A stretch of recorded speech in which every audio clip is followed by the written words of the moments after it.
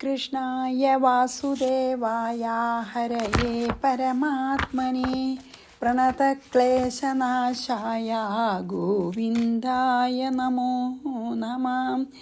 രാമായ രാമഭദ്രായ രാമചന്ദ്രായ വേധസേ രഘുനാഥായ നാഥായ സീതായ പതയേ നമഃ. ശ്രീ സീതാലക്ഷ്മണ ഭരതശത്രുഘ്ന ഹനുമൽ സമേത ശ്രീരാമചന്ദ്രസ്വാമിനേ നമഃ. യത്ര യത്ര രഘുനാഥകീർത്തനം തത്ര തത്ര കൃതമസ്തകാഞ്ജലിം ബാഷ്പവാരി പരിപൂർണലോചനം മാരുതിം നമത രാക്ഷസാന്തകം. നമ്മൾ 63-ാം സർഗം 63-ാം ശ്ലോകം ചെയ്തു. അതിൽ ശ്രീരാമനെ ലക്ഷ്മണനും ഭരതനെ ശത്രുഘ്നനും ഒരു ഭൃത്യനെ പോലെ എപ്പോഴും അനുഗമിച്ചു കൊണ്ടിരുന്നു എന്ന് പറഞ്ഞു. പിന്നെ ശ്രീരാമനും ലക്ഷ്മണനും കൂടി കാട്ടിൽ വന്യമൃഗങ്ങളെ വേട്ടയാടാൻ പോയിട്ട് ഹിംസജന്തുക്കളെയൊക്കെ കൊന്നതിനൊക്കെ ദശരഥനെ കൊണ്ട് സമർപ്പിക്കും. എപ്പോഴും ദശരഥനെ കൊടുന്ന് നമസ്കരിക്കും എന്നൊക്കെയാണ് നമ്മൾ പറഞ്ഞല്ലേ. അന്നൊക്കെ അവരുടെ ഒരു വിനോദമാണ് ഈ നായാട്ടെ. ഇനി നമുക്ക് 64 ചെയ്യാം. പ്രാതരുത്ഥായ സുസ്നാത പിതരാവഭിവാദ്യ ച പൗരകാര്യാണി സർവാണി കരോതി വിനയാന്വിതഃ. പ്രാത ഉത്ഥായ അതായത് രാവിലെ നീട്ടിട്ട്, സുസ്നാത അതായത് നിത്യകർമ്മങ്ങളൊക്കെ കുളി മുതലായ നിത്യകർമ്മങ്ങളൊക്കെ കഴിച്ചിട്ട്, പിതരൗ അഭിവാദ്യ മാതാപിതാക്കന്മാരെ വന്ദിച്ച്, വിനയാന്വിത വളരെ വിനയത്തോടുകൂടി, സർവാണി പൗരകാര്യാണി രാജകാര്യങ്ങളെയൊക്കെ കരോതി. ശ്രീരാമൻ്റെ ചിട്ടകളെ പറ്റി പറയണം, അതായത് ജീവിതചര്യയെ പറ്റി പറയണം. എന്താ വെച്ചാൽ രാവിലെ ഒരു മടിയില്ലാണ്ട് നേരത്തെ നീട്ട് കുളിച്ച് നിത്യകർമ്മങ്ങളൊക്കെ ചെയ്തതിന് ശേഷം അച്ഛനും അമ്മയും വന്ദിച്ചതിന് ശേഷം ഈ രാജ്യകാര്യങ്ങളൊക്കെ നോക്കാൻ ഒക്കെ കുറേശ്ശെ ഇൻവോൾവ്ഡ് ആവാനേ, രാജ്യകാര്യങ്ങളിലൊക്കെ ശ്രദ്ധിക്കുക, അതൊക്കെ ചെയ്തു തുടങ്ങി എന്നാണ് പറഞ്ഞത്. ഇനി നമുക്ക് 64 വായിച്ച 65. പ്രാതരുത്ഥായ സുസ്നാത പിതരാവഭിവാദ്യ ച പൗരകാര്യാണി സർവാണി കരോതി വിനയാന്വിതഃ. വിനയത്തോടു കൂടി എന്ന് പ്രത്യേകം പറയണ്ട കേട്ടോ. ഇനി 65. ബന്ധുഭി സഹിതോ നിത്യം ഭുക്ത്വാ മുനിഭിരന്വഹം ധർമ്മശാസ്ത്രരഹസ്യാനി ശൃണോതി വ്യാകരോതി ച. എന്നിട്ടോ നിത്യം ബന്ധുഭി സഹിത, അതായത് ബന്ധുക്കളോ എല്ലാവരും കൂടിയിട്ട് ബന്ധുക്കളുടെ കൂടെ ഇരുന്നിട്ട്, ഭുക്ത്വ ഭക്ഷണം കഴിച്ചിട്ട്, അന്വഹം മീൻസ്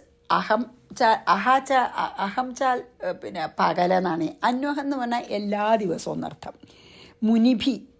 മുനിമാരോട് കൂടി ധർമ്മശാസ്ത്ര രഹസ്യാനി, അതായത് വസിഷ്ഠമുനിയെ പോലുള്ളവരെ വേറെ ഉണ്ടാവും അവിടെ, നല്ല അറിവുള്ള മുനിമാരെ, അവരുടെയൊക്കെ കൂടെ ഇരുന്നിട്ട് ധർമ്മശാസ്ത്ര രഹസ്യാനി ശ്രവിക്കുന്നു. അതായത് അവരുടെ ഈ ശാസ്ത്രം, അവർക്ക് വളരെ ശാസ്ത്ര പണ്ഡിതന്മാരാണ്. അപ്പോൾ ശാസ്ത്രത്തിലെ കാര്യങ്ങളൊക്കെ അവർ പറയണത് കേൾക്കും, പഠിക്കും.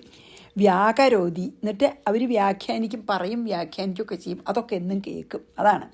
അതായത് രാജ്യം ആദ്യം പറഞ്ഞില്ലേ, അതൊക്കെ കഴിഞ്ഞാൽ രാജ്യകാര്യങ്ങളൊക്കെ ഒന്ന് അന്വേഷിക്കും. അതൊക്കെ കഴിഞ്ഞാൽ ബന്ധുക്കളോടൊപ്പം ഇരുന്നിട്ട് ഉച്ചയ്ക്ക് ഭക്ഷണം കഴിക്കും. അത് കഴിഞ്ഞാൽ മുനിമാരുടെ അടുത്ത് പോയിട്ട്, ധർമ്മശാസ്ത്രത്തിലൊക്കെ നല്ല പാണ്ഡിത്യമുള്ള മുനിമാരുടെ അടുത്ത് പോയിട്ട് വളരെ ഗഹനമായിട്ടുള്ള തത്വങ്ങളെയൊക്കെ അവർ വായിച്ച് വ്യാഖ്യാനിക്കുന്നതൊക്കെ കേൾക്കും. അവനവൻ എന്തെങ്കിലും പറയാനുണ്ടെങ്കിൽ പറയുക, അല്ലെങ്കിൽ ഫീഡ്ബാക്ക് അല്ലെങ്കിൽ ക്വസ്റ്റ്യൻസ് ഉണ്ടെങ്കിൽ ചോദിക്കുകയൊക്കെ ചെയ്യുന്നുണ്ടാവും. ബന്ധുഭിസ്സഹിതോ നിത്യം ഭുക്ത്വാ മുനിഭിരന്വഹം ധർമ്മശാസ്ത്ര രഹസ്യാനി ശൃണോതി വ്യാകരോതി ച. ഇനി ഏറ്റവും അവസാനത്തെ ശ്ലോകമാണ് ഈ 3-ാം സർഗത്തിലത്തെ. നമുക്ക് 4-ാം സർഗം ചെയ്യാൻ തുടങ്ങാം ഇന്ന് കേട്ടോ. അപ്പോൾ 66 3-ാം സർഗത്തിലത്തെ അവസാനത്തെ ശ്ലോകം. ഏവം പരാത്മാ മനുജാവതാരോ മനുഷ്യലോകാനനുസൃത്യ സർവം ചക്രേ വികാരി പരിണാമഹീനോ. അവികാരി എന്നാണ്. ചക്രേ വികാരി, ചക്രേ അവികാരി. പരിണാമഹീനോ വിചാര്യമാണേന കരോതി കിഞ്ചിത് എന്താ ഏവം മനുജാവതാര, ഇങ്ങനെ മനുഷ്യനായിട്ട് അവതരിച്ചവനും അവികാരി മീൻസ് ശരിക്കും മനുഷ്യനായി അവതരിച്ചവനാണെങ്കിലും മനുഷ്യരെ പോലെയുള്ള വികാരങ്ങളില്ലാത്തവനും വികാരരഹിതന അവികാരിയാണ്, നിർവികാരനാണ്. മനുഷ്യനായി അവതരിച്ചപ്പോൾ നമ്മളെപ്പോലെ ഭരിതനാവേണ്ടതാണ്. പക്ഷേ ഭഗവാൻ ഒരാവശ്യത്തിന് വേണ്ടി അവതരിച്ചുകൊണ്ട് മനുഷ്യനാണെങ്കിലും നിർവികാരനാണ്. പരിണാമഹീന, ഒരു പരിണാമങ്ങളും ഇല്ല. എന്താ പരിണാമങ്ങൾ? ജനിക്കുക, വളരുക, മധ്യവയസ്സനാവുക, വാർദ്ധക്യം ആവുക, ക്ഷീണിക്കുക, മരിക്കുക, ഈ 6 അതൊന്നുമില്ല. കാരണം പരമാത്മാവ് തന്നെയാണ് ഒരു ആവശ്യത്തിന് മനുഷ്യൻ ധരിച്ചതാണ്. അപ്പോൾ പരിണാമമില്ലാത്ത പരിണാമഹീനനും നിർവികാരനും ആയ പരമാത്മാവ് മനുഷ്യലോകാൻ അനുസൃത്യ, മനുഷ്യന്മാരെ എന്താ ചെയ്യാച്ചാൽ അതുപോലെ അതിനെ അനുസരിച്ച് സർവം ചക്ര എല്ലാം ചെയ്തു എന്ന് മാത്രമേ ഉള്ളൂ. മനുഷ്യനായി അവതരിച്ചുകൊണ്ട് മനുഷ്യന്മാർ ചെയ്യണ പോലെയൊക്കെ ചെയ്തു. അതായത് രാവിലെ നീറ്റു, കുളിച്ചു, അമ്പലത്തിൽ പോയി, അവനവനെ തന്നെയാണ് തൊഴണ, പരമാത്മാവിന് തന്നെയല്ലേ.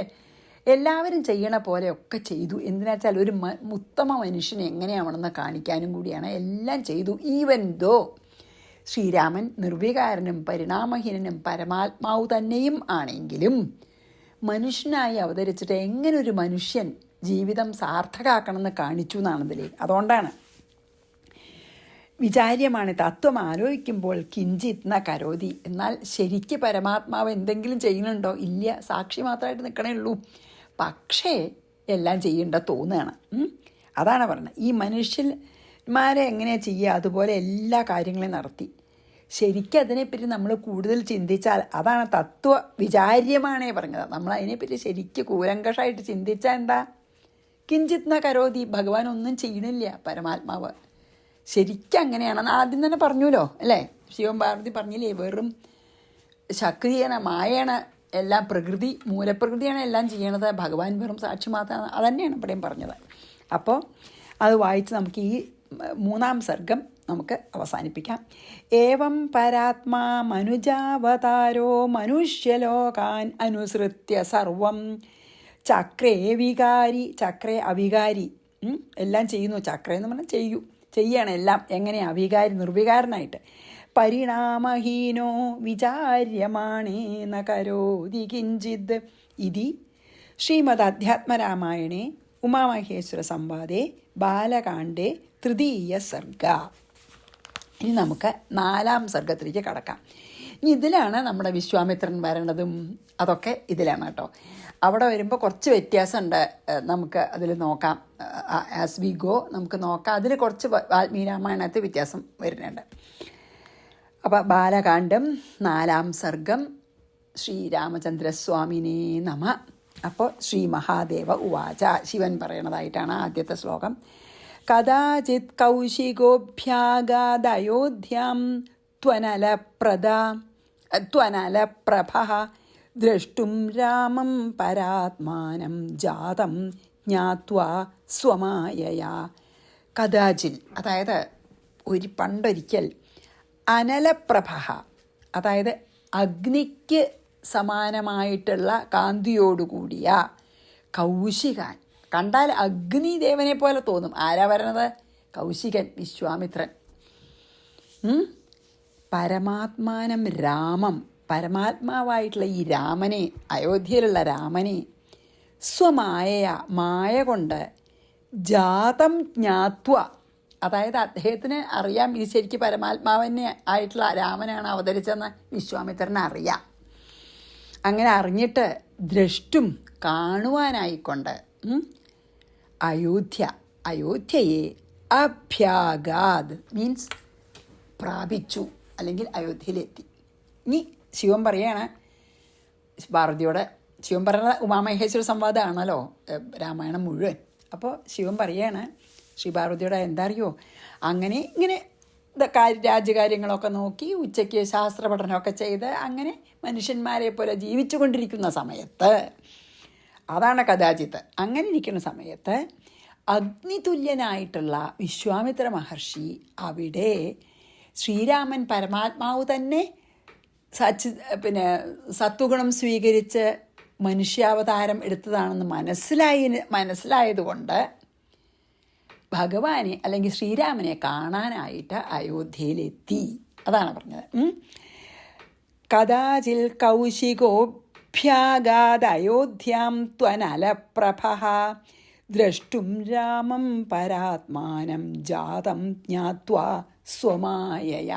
എത്ര ഒരു വാക്കുകൊണ്ട് നമുക്ക് വിശ്വാമിത്രനെ പറ്റി ഒരു നല്ലൊരു ഒരു ഒരു ഒരു ഒരു ചിത്രം നമ്മുടെ മനസ്സിൽ വരും. എന്താ ആ വാക്ക്? ത്വം അനലപ്രഭ. അതായത് അഗ്നിക്ക് തുല്യം പ്രഭയുള്ള, അഗ്നിക്ക് തുല്യം കാന്തിയുള്ള വിശ്വാമിത്രൻ എന്ന് പറഞ്ഞാൽ നമുക്ക് വിശ്വാമിത്രനെ ഇപ്പം അറിയാം.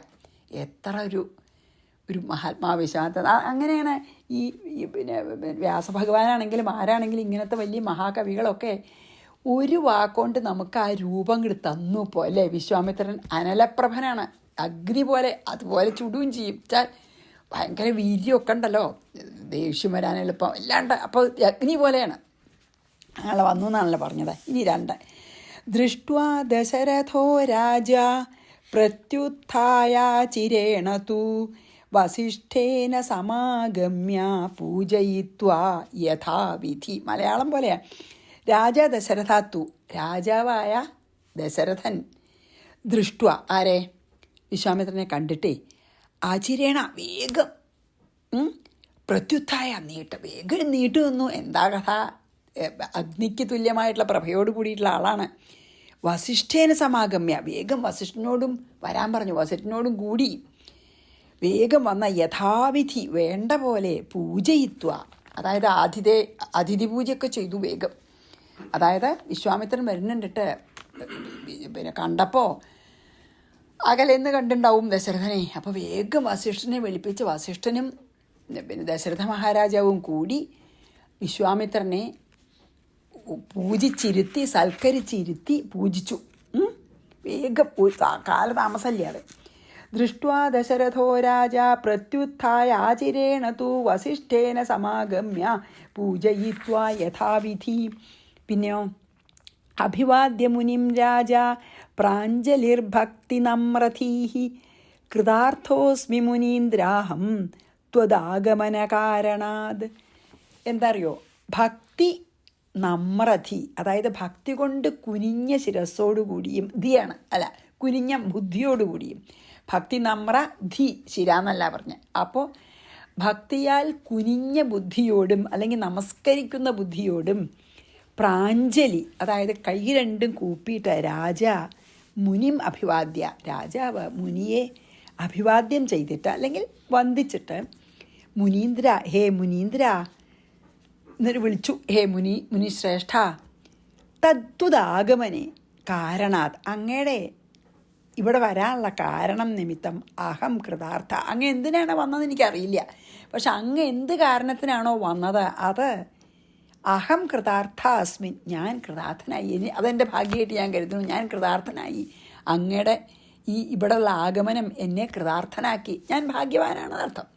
അങ്ങയ്ക്ക് ഇവിടെ വരാൻ എന്ത് കാരണം കൊണ്ടാണ് അങ്ങ് വന്നത് വെച്ചാൽ, എന്ത് കാരണം കൊണ്ടായാലും അങ്ങയുടെ വരവ് എന്നെ കൃതാർത്ഥനാക്കി തീർത്തിരിക്കുന്നു. അതായത് എൻ്റെ ഭാഗ്യമാണ് അങ്ങ് ഇവിടെ വന്നതെന്ന് ചുരുക്കം. അങ്ങനെ എത്ര അല്ലേ ദശരഥൻ നോക്കൂ, ഇത്ര വലിയ ചക്രവർത്തിയാണ്. പറഞ്ഞില്ലേ, 10 രഥം 10 ദിക്കിലേക്ക് ഒരേ സമയത്ത് ചലിപ്പിക്കാനും 10 ദിക്കിലേക്ക് തിരിഞ്ഞ് യുദ്ധം ചെയ്യാനും കഴിവുള്ള ദശരഥനാണ്. പക്ഷെ അവരുടെയൊക്കെ ഒരു വിനയം നോക്കൂ. അറിവുള്ള ആളെ, ജ്ഞാനികളായിട്ടുള്ളവരെ കണ്ടാൽ, അല്ലെങ്കിൽ വിശ്വാമിത്രനെ പോലെ മഹർഷി വന്നാൽ അവർ എന്താ വിനയം നോക്കൂ. ശരിക്കന്നെ അതൊക്കെ വള്ളത്തോളിൻ്റെ കഥയിലെ താഴ്മതാന അഭ്യുന്നതി എന്ന് അറിയാം. താഴേണ്ടോടത്തെ താഴണതാണ് നമ്മുടെ ഉന്നതി എന്ന് അറിയാം. അതാണ് വെച്ചാൽ ജ്ഞാനവൃദ്ധന്മാരായിട്ടുള്ള ഈ മുനിമാരൊക്കെ കാണുമ്പോൾ എന്തൊരു വിനയത്തോടു കൂട്ടാണ് ദശരഥൻ വസിഷ്ഠനെയും കൂട്ടി തല കുനിഞ്ഞ ബുദ്ധി, അതായത് നമസ്കരിക്കുന്ന ബുദ്ധിയോടുകൂടി 2 കൈയും കൂപ്പിയിട്ട് വന്ദിച്ചിട്ട് അങ്ങ് വന്നതുകൊണ്ട് ഞാൻ കൃതാർത്ഥനായി എന്ന് പറയണു അല്ലേ. എത്ര നമുക്ക് ശരിക്കും അതൊക്കെയാണ് നമുക്ക് പഠിക്കേണ്ടത് പുരാണങ്ങളിൽ നിന്ന്. അഭിവാദ്യ മുനിം രാജ പ്രാഞ്ജലിർഭക്തി നമ്രധീ കൃതാർത്ഥോസ്മി മുനീന്ദ്രാഹം ത്വദാഗമനകാരണാത്.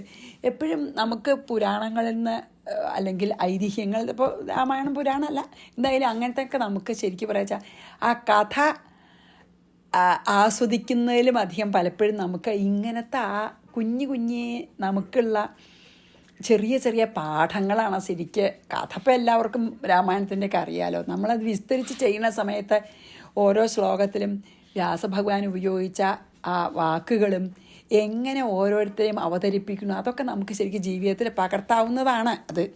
അത് പകർത്താനും ഉൾക്കൊള്ളാനും ഒക്കെ നമുക്ക് ശ്രീരാമഭഗവാന്റെ അനുഗ്രഹം തന്നെ വേണം. അത് പ്രാർത്ഥിച്ചും കൊണ്ട് നമുക്ക് വായിക്കാമെന്ന് മാത്രം. അപ്പോൾ അതൊക്കെയാണ് നമുക്ക് ശരിക്കും ഇതിൽ അധികം ഇമ്പോർട്ടൻ്റ് തോന്നുന്നത് എനിക്ക്. നാലാമത്തെ, തദ്വിധാ യദ്ഗൃഹം യാന്തി തത്രൈവായാന്തി സമ്പദ യദർത്ഥമാഗതോസി ത്വം ബ്രൂഹി സത്യം കരോമി തദ്വിധ. അതായത് അങ്ങേപ്പോലെയുള്ളവർ യദ്ഗൃഹം യാന്തി, ഏതൊരു ഗൃഹത്തിലാണ് വരണത്, ഗൃഹത്തിൽ വരണോ, യാന്തി അങ്ങേപ്പോലുള്ള മഹാത്മാക്കൾ ഏത് ഗൃഹത്തെ പ്രാപിക്കുന്നുവോ തത്രയേവ അവിടെ സമ്പദ യാന്തി, അവിടെ എല്ലാ ഐശ്വര്യങ്ങളും ഉണ്ടാവും, വന്നു ചേരും. ത്വം അങ്ങുന്ന് യദർത്ഥം എന്തിനായിക്കൊണ്ട് ആഗത അസി വന്നിരിക്കുന്നുവോ തത് കരോമി അതിനെ ഞാൻ സാധിപ്പിച്ചു തരാം. സത്യം എന്നങ്ങോട്ട് പറഞ്ഞു. എന്തിനാ വന്നെന്ന് അറിയില്ല കേട്ടോ. എന്നാലും എന്താ പിന്നെ ദശരഥൻ പറഞ്ഞത്, അങ്ങേപ്പോലുള്ളവർ ഒരു ഗൃഹത്തിൽ പ്രവേശിച്ചാൽ തന്നെ ആ ഗൃഹം ഐശ്വര്യപൂർണ്ണമാവും.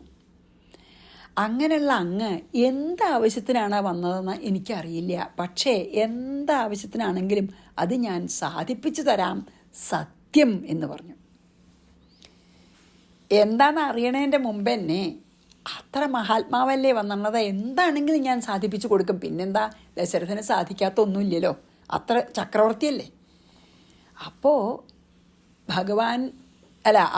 വിശ്വാമിത്രനോട് അതാണ് പറഞ്ഞത്, അങ്ങ് വന്നത് എൻ്റെ ഈ വീട് ഈ രാജധാനി തന്നെ ഐശ്വര്യപൂർണ്ണമായി. ഇപ്പോൾ അങ്ങയുടെ കാല് ഇതിൻ്റെ അകത്തൊക്കെ പ്രവേശിച്ചപ്പോൾ, കാലുകൊണ്ട് അങ്ങ് പ്രവേശിച്ചപ്പോൾ, ഇനി അങ്ങ് എന്തിനാണ് വന്നത്, ആ കാര്യം ഞാൻ തീർച്ചയായും സാധിപ്പിച്ചു തരാം, സത്യം എന്ന് പറഞ്ഞു. ത്വദ്വിധാ യദ്ഗൃഹം യാന്തി തത്രൈവായാന്തി സമ്പദ യദർത്ഥമാഗതോസി ത്വം ബ്രൂഹി സത്യം കരോമി തദ്. അങ്ങനെ പറഞ്ഞു കേട്ടോ. അപ്പോഴോ വിശ്വാമിത്രോപി തം പ്രീത പ്രത്യുവാച മഹാമതി അഹം പർവണി സംപ്രാപ്തേ ദൃഷ്ട്വാ യഷ്ടും സുരാൻ പിതൃൻ. ഒരു ശ്ലോകം കൂടി ഒന്നിച്ചാണ്, 6. യദാരേഭേ തദാ ദൈത്യ വിഘ്നം കുർവന്തി നിത്യശ മാരീചശ്ച സുബാഹുശ്ച പരേ ചാനുപരാസ്തയോ. എന്തിനാ വന്നെന്ന് പറയാൻ ഭാവിക്കണം. മഹാമതി പ്രീത വിശ്വാമിത്ര, അതായത് മഹാത്മാവായിട്ടുള്ള വിശ്വാമിത്രൻ അതിപ്രീതനായി. അതായത് ദശരഥൻ്റെ അതിഥി സൽക്കാരം സ്വീകരിച്ചിട്ട് വളരെ സംതൃപ്തനായി. ആര്? വിശ്വാമിത്ര മഹർഷി. എന്നിട്ട് പ്രത്യുവാച, മറുപടി പറഞ്ഞു. ഇങ്ങോട്ട് ചോദിച്ചല്ലോ എന്തിനാ വന്നാൽ സാധിപ്പിക്കാം, സത്യം എന്ന് പറഞ്ഞില്ലേ, അപ്പോൾ എന്തിനാ വന്നെന്ന് പറയണം. പ്രത്യുവാച, മറുപടി പറഞ്ഞു. പർവണി സംപ്രാപ്തേ, പർവം ആയത് കാരണം, അതായത് പിതൃക്കളെ, ഈ പർവണിച്ചാൽ വാവാണ്. അപ്പോൾ വാവെടുക്കുമ്പോൾ, വാവ ആവുമ്പോൾ, അല്ലെങ്കിൽ വാവു ദിവസം, പൗർണമി ദിവസമാണ് പർവണി സംപ്രാപ്തേ. അതായത് പൗർണമി ആവുന്നത് ദൃഷ്ടുവ കണ്ടിട്ട്, സുരാൻ പിതൃൻ ദേവന്മാരെയും പിതൃക്കളെയും യജിപ്പാനായിക്കൊണ്ട്, അതായത് അവർക്ക് പിതൃക്കളൊക്കെ വേണ്ടിയിട്ടുള്ള പൂജ ചെയ്യാൻ. അഹം യഥ ആരേഭേ, ഞാൻ എപ്പോഴാണ് എല്ലാ പൗർണമിക്കും, പൗർണമിയല്ല കറുത്തവാവാന്നാണ് എനിക്ക് തോന്നണം കേട്ടോ, പർവണി ഏതായാലും പിന്നെ വാവിനെന്ന് ഞാൻ പറയാം. അപ്പോൾ വാവിന് പിന്നെ ഈ പിതൃക്കളൊക്കെയുള്ള യജ്ഞം ചെയ്യാനായിട്ട് ഞാൻ എല്ലാ വാവിനും ഞാൻ തുടങ്ങുമ്പോൾ മാരീച മാരീച സുബാഹുച്ച. ഈ മാരീചൻ സുബാഹു എന്ന് പറഞ്ഞിട്ടുള്ള രണ്ട് ആര് തഥാ അപ്പോൾ സുബാഹുവും തയോഹോ ആ രണ്ടു പേരുടെ അനുചരാഹ പരേ ദൈത്യാഹ. അവർ രണ്ടാളും അവരുടെ ഒപ്പമുള്ള അസുരന്മാരും അവരുടെ എന്താണ് അസിസ്റ്റൻസ് അല്ലെങ്കിൽ അവരുടെ കൂടെയുള്ള അനുചരന്മാരായിട്ടുള്ള അസുരന്മാരും നിത്യശഃ വിഘ്നം കുറുവന്തി. എല്ലപ്പോഴും അതിന് വിഘ്നം, എൻ്റെ യജ്ഞത്തിന് തടസ്സപ്പെടുത്തുന്നു. എന്താ പറഞ്ഞത്? മഹാത്മാവായിട്ടുള്ള വിശ്വാമിത്രൻ രാജാവിൻ്റെ അതിഥി സൽക്കാരം ഒക്കെ സ്വീകരിച്ചിട്ട് ഇപ്രകാരം മറുപടി പറഞ്ഞു. എന്തിനാ വന്നതെന്ന് ചോദിച്ചുല്ലോ. അപ്പോൾ ചോദിച്ചു, രാജാവേ, വാവാണ് കേട്ടോ പർവണീച്ചാൽ, പൂർണ്ണ വെളുത്ത വാവാവില്ല, കറുത്ത വാവാവും, എന്തായാലും വാവാന്ന് തന്നെ ഇപ്പോൾ ഇതിലും പറഞ്ഞിട്ടുള്ളൂ. വാവ എടുക്കണ സമയത്ത് ഞാൻ എപ്പോഴും ദേവന്മാർക്കും പിതൃക്കൾക്കൊക്കെ യജ്ഞങ്ങൾ ചെയ്യും. ആ യാഗം കർമ്മങ്ങളൊക്കെ നടത്തുമ്പോൾ അത് തുടങ്ങിയാൽ അപ്പോൾ മാരീചൻ സുബാഹുവെന്നും അവരുടെ കുറേ അനുചരന്മാരും വന്ന് അത് മുടക്കുക എല്ലാ വാവിനും. അതാണ്. അപ്പോൾ അത് എനിക്ക് അതേ പറഞ്ഞിട്ടുള്ളൂ. ഇപ്പോൾ ഈ ഒരു 2 ശ്ലോകത്തിൽ അതേ പറഞ്ഞുള്ളൂ. ഞാൻ എല്ലാ വാവിനും ദേവന്മാർക്കും പിതൃക്കൾക്കും ഉള്ള യജ്ഞങ്ങൾ ചെയ്യാൻ ആരംഭിക്കും. ഞാൻ ആരംഭിച്ചാൽ ഈ സുബാഹുവും മാരീചനും അവരുടെ കൂട്ടുകാരും ആയിട്ടുള്ള അസുരന്മാർ വന്ന് എങ്ങനെയെങ്കിലും യാഗം മുടക്കും. എന്നെ അത് മുഴുമിപ്പിക്കാൻ സമ്മതിക്കുന്നില്ല. അപ്പോൾ യാഗം ചെയ്യണ ആൾക്ക് ആ സമയത്ത് കൊല്ലാനൊന്നും പാടില്ലേ, ഹത്യ ആരെയും നിഗ്രഹിക്കാൻ പാടില്ല യാഗം ചെയ്യണ ആൾക്ക്. അപ്പോൾ അവരെയൊക്കെ ശരിക്കും നിഗ്രഹിക്കാനുള്ള കഴിവൊക്കെ വിശ്വാമിത്രനുണ്ട്. പക്ഷെ വിശ്വാമിത്രൻ തന്നെ യാഗം ചെയ്യുമ്പോൾ വിശ്വാമിത്രനെ ആരെയും നിഗ്രഹിക്കാൻ പാടില്ല. അതുകൊണ്ടാണ്, അല്ലെങ്കിൽ ഇപ്പോൾ ചെയ്തിട്ടുണ്ടാവും. അപ്പോൾ എല്ലപ്പോഴും അവർ വന്ന് മുടക്കുകയാണെന്ന് പറഞ്ഞു. അപ്പോൾ 5ഉം 6ഉം ചെയ്യാം. വിശ്വാമിത്രോപി തം പ്രീത പ്രത്യുവാച മഹാമതി അഹം പർവണി സംപ്രാപ്തേ ദൃഷ്ട്വാ യഷ്ടും സുരാൻ പിതൃൻ യദാരേഭേ തദാ ദൈത്യ വിഘ്നം കുറുവന്തി നിത്യശ മാരീചശ്ച സുബാഹുശ്ച പരേ ചാനുപരാസ്തയോ അതെ ചാനു പരാസ്തയോഹോ. ഇനി നമുക്ക് ഒന്നും കൂടി എന്തായാലും ചെയ്യാം, 7 ചെയ്യാം. അതസ്തയോർവധാർത്ഥായ ജ്യേഷ്ഠം രാമം പ്രയച്ഛമി ലക്ഷ്മണേന സഹ ഭ്രാത്ര തവ ശ്രേയോ ഭവിഷ്യതി. അപ്പോൾ ഇങ്ങനൊരു ഒരു പ്രശ്നം എനിക്കുണ്ട്. എന്താ, ഈ യാഗാദി കർമ്മങ്ങൾ, വാവിന് നടത്തുന്ന യാഗാദി കർമ്മങ്ങൾ മുഴുവനാക്കാൻ പറ്റില്ല. അപ്പോൾ അതുകൊണ്ട് തയോഹോ വധാർത്ഥായ അവരെ നിഗ്രഹിക്കാനായിട്ട് ഭ്രാത്ര ലക്ഷ്മണേന സഹ സഹോദരനായിട്ടുള്ള ലക്ഷ്മണനോട് കൂടി ജ്യേഷ്ഠം രാമം ഏട്ടനായ രാമനെ മേ പ്രയച്ഛ എനിക്ക് വിട്ടു തന്നാലും എൻ്റെ കൂടെ അയക്കൂ. തവ അങ്ങയ്ക്ക് ശ്രേയ ഭവിഷ്യതി ശ്രേയസ്സുണ്ടാകും. അപ്പോൾ എന്താ പറയണേ, എൻ്റെ ഈ യാഗങ്ങൾ ഇങ്ങനെ മുടങ്ങുകയാണ് എപ്പോഴും. അത് എനിക്കവിടെ അവരെ നിഗ്രഹിക്കാൻ പാടില്ല. അതൊക്കെ ദശരഥനറിയാം യാഗം ചെയ്യുന്ന ആൾക്ക് പാടില്ല എന്ന്. അതുകൊണ്ട് ഞാൻ അങ്ങോട്ടൊരു കാര്യം ചോദിക്കാനാണ് വന്നത്. അവരെ നിഗ്രഹിക്കാനായിട്ട് ഈ ലക്ഷ്മണനോട് കൂടിയിട്ട് രാമനെ അയക്കൂ എൻ്റെ കൂടെ. സഹോദരനായിട്ടുള്ള ലക്ഷ്മണനോടൊപ്പം ഏട്ടനായിട്ടുള്ള ശ്രീരാമനെ എൻ്റെ കൂടെ അയച്ചു തരൂ. അങ്ങനെ അയക്കണോണ്ട് അങ്ങക്ക് നന്മ മാത്രമേ വരുള്ളൂ, പേടിക്കണ്ട എന്ന് പറഞ്ഞു. അതുകൊണ്ടൊരു ബുദ്ധിമുട്ട് വരില്ല, ഉറപ്പാണ്. എനിക്കിങ്ങനൊരു പ്രശ്നമുണ്ട്. അവരെ വധിക്കാനുള്ള കഴിവ് ഉണ്ടെന്നും എനിക്കറിയാം ഇവർക്ക്. അതുകൊണ്ട് അങ്ങ് ഒരു കാര്യം ചെയ്യൂ, അവരെ നിഗ്രഹിക്കാൻ വേണ്ടി ലക്ഷ്മണനോട് കൂടി ശ്രീരാമനെ എൻ്റെ കൂടെ അയക്കൂ, അല്ലെങ്കിൽ എനിക്ക് വിട്ടു തന്നാലും അങ്ങക്ക് അതുകൊണ്ട് ശ്രേയസ് മാത്രമേ ഉണ്ടാവുള്ളൂ എന്ന് പറഞ്ഞു. 8 കൂടി ചെയ്ത് നിർത്താട്ടോ. അതസ്തയോർവധാർത്ഥായ ജ്യേഷ്ഠം രാമം പ്രയച്ഛമേ ലക്ഷ്മണേന സഹ ഭ്രാത്ര തവ ശ്രേയോ ഭവിഷ്യതി. നല്ലതേ വരുള്ളൂ എന്ന്. വസിഷ്ഠേന സഹാമന്ത്ര്യാദീയതാം യതി രോചതേ പപ്രച്ഛ ഗുരുമേകാന്തേ രാജ ചിന്താപരായണ. യതി രോചത്തെ സമ്മതാണെങ്കിൽ വസിഷ്ഠേന സഹ ആമന്ത്ര്യ വസിഷ്ഠനോടൊന്നും കൂടി ഒന്ന് ചോദിച്ചിട്ട്, വസിഷ്ഠനല്ലേ ഗുരു, ദീയത നൽകപ്പെടണം, ചിന്താപരായണ രാജ. അപ്പോൾ ആലോചിച്ചിട്ട് രാജാവ് ഏകാന്തത്തിൽ ഗുരും പപ്രച്ഛ, ഗുരുവിനോട് ചോദിച്ചു. അപ്പോൾ എന്തായി? എന്നിട്ട് പറഞ്ഞു, അങ്ങയ്ക്ക് സമ്മതമാണെങ്കിൽ വസിഷ്ഠനോടും കൂടി ഒന്ന് അത് ഡിസ്കസ് ചെയ്തിട്ട് ചർച്ച ചെയ്തതിന് ശേഷം എനിക്ക് എൻ്റെ കൂടെ അവരെ അയക്കണമെന്ന് പറഞ്ഞപ്പോൾ രാജാവ് വളരെ ചിന്താധീനനായി. രാജാവിന് എന്താ വെച്ചാൽ ഒന്നാമത് സാരായിട്ടുണ്ടായതാണ്, രണ്ടാമത് കുട്ടിയെ തോന്നുകയാണ്. അപ്പം ഈ വലിയ ആസുരന്മാരൊക്കെ നിഗ്രഹിക്കാൻ, മാരീചന ഭാവുവിനെ പോലുള്ള പരാക്രമികളൊക്കെ നിഗ്രഹിക്കാനുള്ള ശക്തി ഉണ്ടോ എന്നൊക്കെ നമുക്ക് തോന്നൂല അച്ഛനമ്മമാർക്ക്. അപ്പോൾ അതുകൊണ്ട് ചിന്താപരാധീനായിട്ട് വേഗം ആരും ഇല്ലാത്ത സ്ഥലത്ത് പോയിട്ട് ആരോട് ചോദിച്ചു? വസിഷ്ഠനോട് ചോദിച്ചു. അത് പറഞ്ഞ് നമുക്കിവിടെ നിർത്താം. വസിഷ്ഠേന സഹാമന്ത്ര്യാദീയതം യതിരോചതേ പപ്രച്ഛ ഗുരും ഏകാന്തേ. ഒറ്റയ്ക്ക് വിളിച്ചു പിന്നെ വസിഷ്ഠനെ. എന്നിട്ട് രാജാ ചിന്താപരായണ, ചിന്താവിഷ്ടനായിട്ട് വസിഷ്ഠനെ ആരും ഇല്ലാത്തോർത്ത് വിളിച്ചു. എന്നിട്ട് ചോദിച്ചു എന്ന് പറഞ്ഞ് നിർത്തുകയാണ്. ഗുരും പപ്രച്ഛ, ഗുരുവിനോട് ചോദിച്ചു. എന്താ ചോദിച്ചത് നമുക്ക് അടുത്ത പ്രാവശ്യം. അപ്പോൾ നമുക്ക് ഇവിടെ നിർത്താം. ശ്രീകൃഷ്ണാർപ്പണമസ്തു. സർവത്ര ഗോവിന്ദനാമ സങ്കീർത്തനം. ഗോവിന്ദ ഗോവിന്ദ. ശ്രീ സീതാലക്ഷ്മണ ഭരതശത്രുഘ്ന ഹനുമൽ സമേത ശ്രീരാമചന്ദ്രസ്വാമിനേ നമഃ.